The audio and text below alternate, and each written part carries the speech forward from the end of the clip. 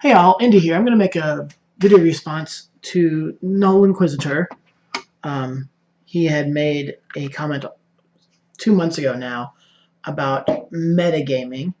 I heard about it through IvanMike1968, so this is almost really more response via him. So go listen to Ivan Mike's VR. He posted it on January 26, 2017.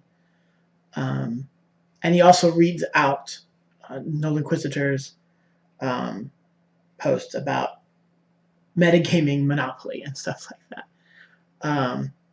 And if you listen to Ivan Mike's, you're mostly done with my video. He's pretty much covered everything, and he and I are in lockstep with all of this. The definitions of metagaming, and when it's a good thing, when it's a bad thing. Metagaming out knowledge that you have as a player about enemy types and locations in the world.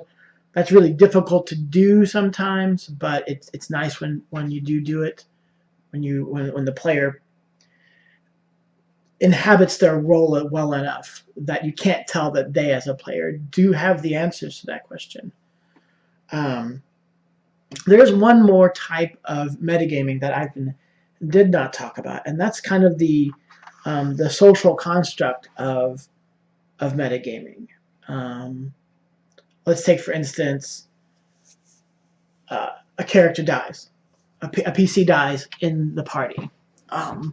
So that player is going to be making up a new character, and obviously they need to get into the game, or you add a player. I had this one time. We added a player to my Rolemaster Unified campaign that went about a year and a half. And so, as the party is traveling and they're even escorting these people that they're protecting, another character comes over the hill and flat out says, like, I'm looking for this special person. I've been guided by a vision. Oh, that seems to be you. If that had been played 100% in the roles of the characters, totally subsumed by the vision of the world, they probably would have fought and killed that player character to keep the child safe.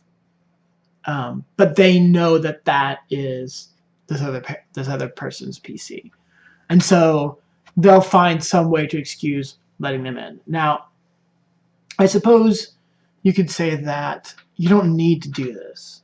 That if you write it out well enough, there's a reason for them to come in. It could also simply have been that I could have waited to have brought the player in.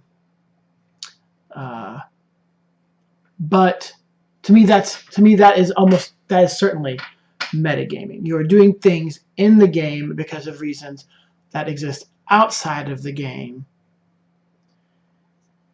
And these are okay. They can be clunky, and we just kind of have to. What is it in this case? It is it's a suspension of disbelief.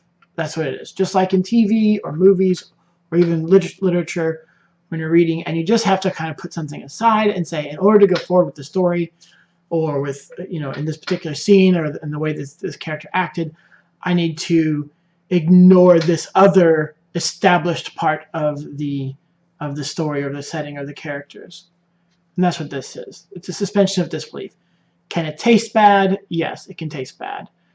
If you want to try to avoid it, I'm all for trying to avoid it. I'm not for getting all the players together and the GM and working through like a 3 or 4 hour hash out session of how and when this new PC is going to enter the party and under what circumstances, so that it all makes sense in the setting.